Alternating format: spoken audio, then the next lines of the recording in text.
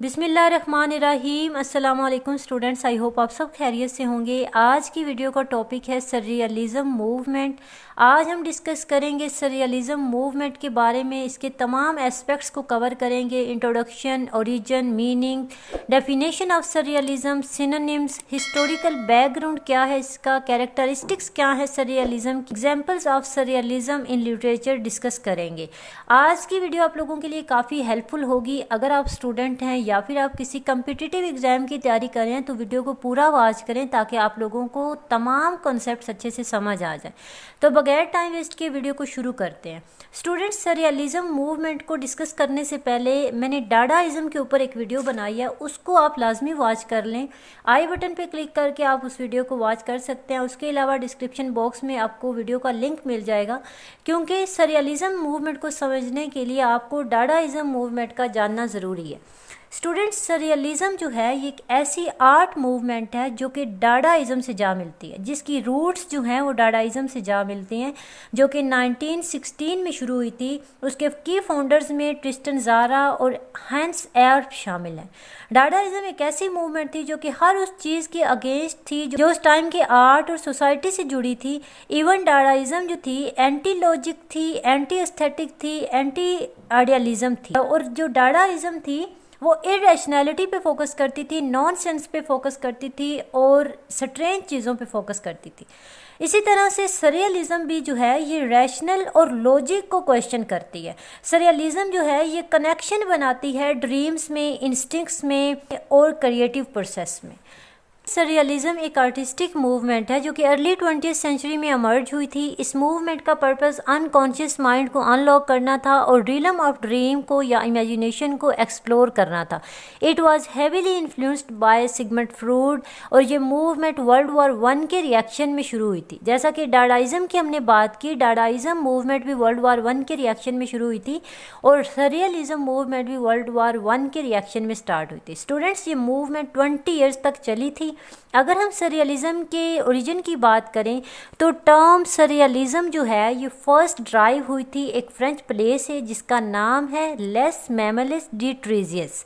उसको किसने लिखा था? गुलामे एपोलोनियर ने इसको लिखा था 1917 के अंदर। गुलामे एपोलोनियर ने इस टर्म को ड्रामा की एक नई टाइप को इंट्रोड्यूस करवाने के लिए यूज़ किया था, जिस ड्रामा का नाम था द मेमोरीज।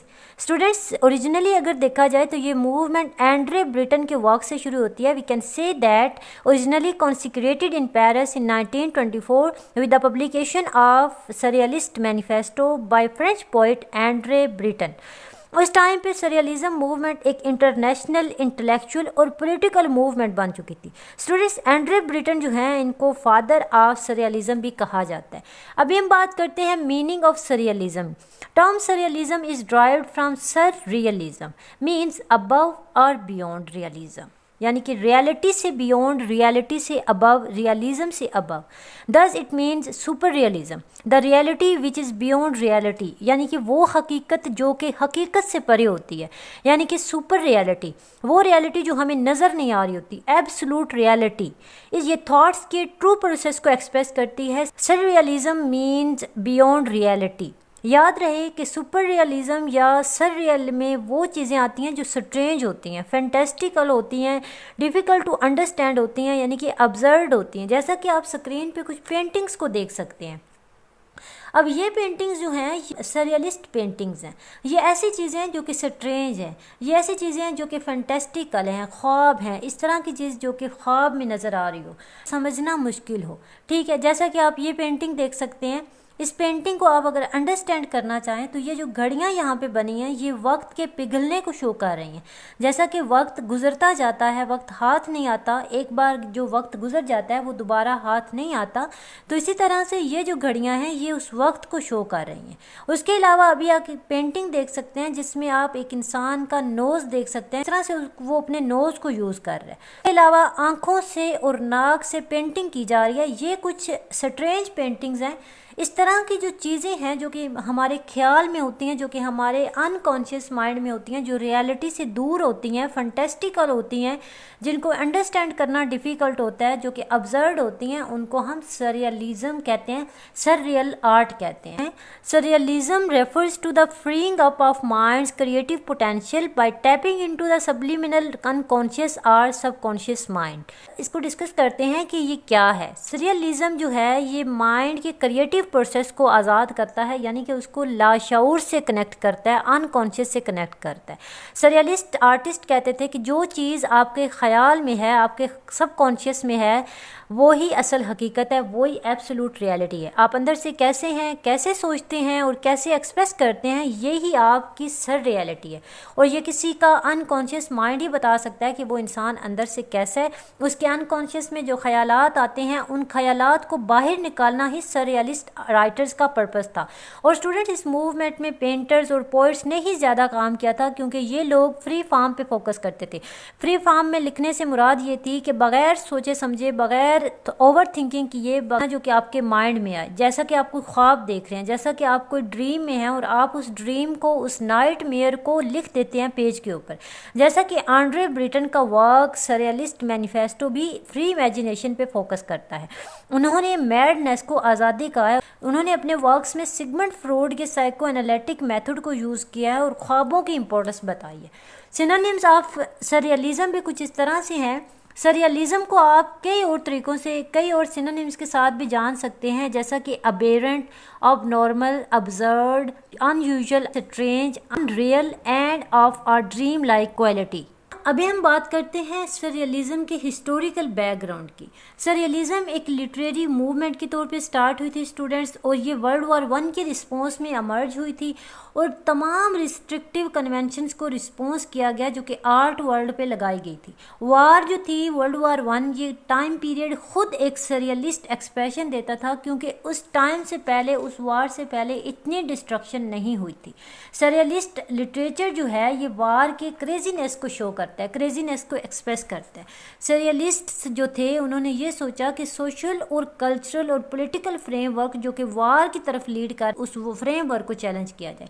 बहुत सारे पोइट्स जैसा कि आंड्रे ब्रिटन और सैल्वाडोर डाली ने वार में पार्टिसिपेट किया, और वार के टाइम पीरियड में स्टूडेंट्स पॉलिटिक्स जो थी वो पीक पे थी। आर्ट और लिटरेचर भी पॉलिटिकली प्रोड्यूस हो रहा था, और ये राइटर्स और पोइट्स सोचते थे कि उन्हें कुछ नया करना चाहिए। वो फेड अप हो चुके थे उस तमाम सिचुएशन से। फिर उन्होंने सररियलिस्ट आर्ट को प्रोड्यूस करना शुरू किया।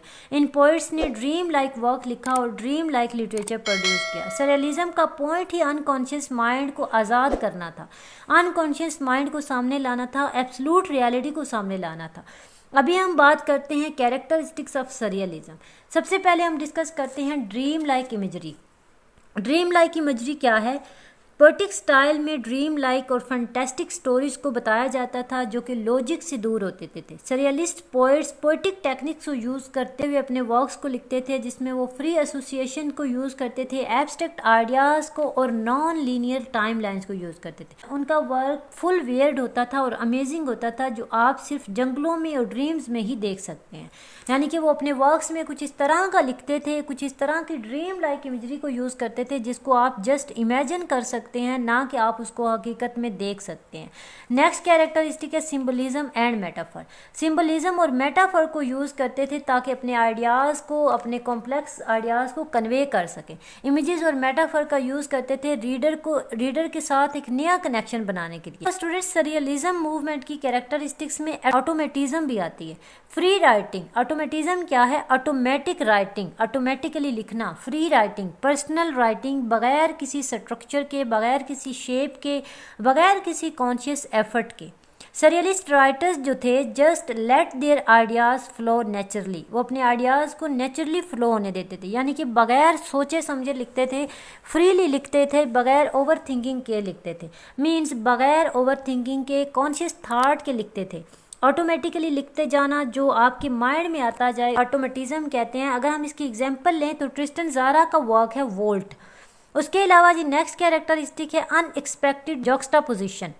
Another characteristics of surrealism is juxtaposition of imagery. Surrealist writers freely images का यूज़ करते थे बल्कि ऑपोजिट इमेजेस का यूज़ करते थे। They may compare a head to shoe, a door to snake and a chair to a computer. मुख्तलिफ किताबों से, जर्नल से वो तस्वीर और ऑब्जेक्ट्स काट कर उनको इकट्ठा करते थे और उनसे एक नया इमेज बनाते थे।